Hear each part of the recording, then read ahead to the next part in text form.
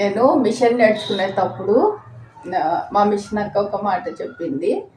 ఏమని, ఎవరితోనన్నా గొడవ పడితే ఆ పూట అప్పుడే మర్చిపోవాలి. నెక్స్ట్ ఏదో ఒక వంకతో మాట్లాడాలి. అదే మనసులో పెట్టుకొని ఆ గొడవని అలాగే ఇంకా మాట్లాడుకోకుండా ముందుకు తీసుకెళ్ళకూడదు. కట్ చేసేయాలి. కోపము గొడవ గొడవనే.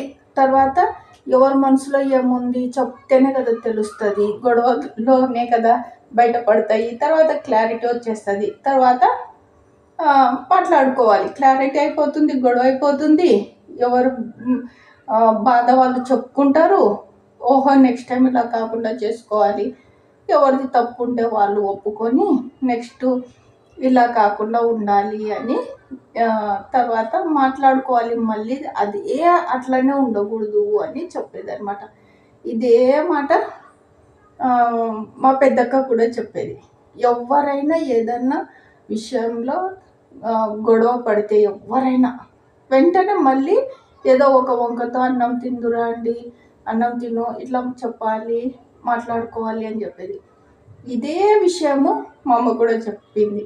ఏమని, మరణము ఎలాగో విడదీస్తుంది మనుషుల్ని, బతుకున్నప్పుడు ఎప్పుడు విడిపోకూడదు అని.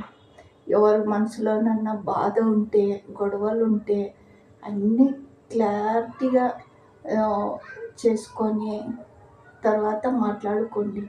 అమ్మ చెప్పింది చూడండి లాస్ట్ మాట. అప్పుడు ఎప్పుడన్నా మాట్లాడుకోవాలి అంటే ఉండరు మనుషులు. ఓకే.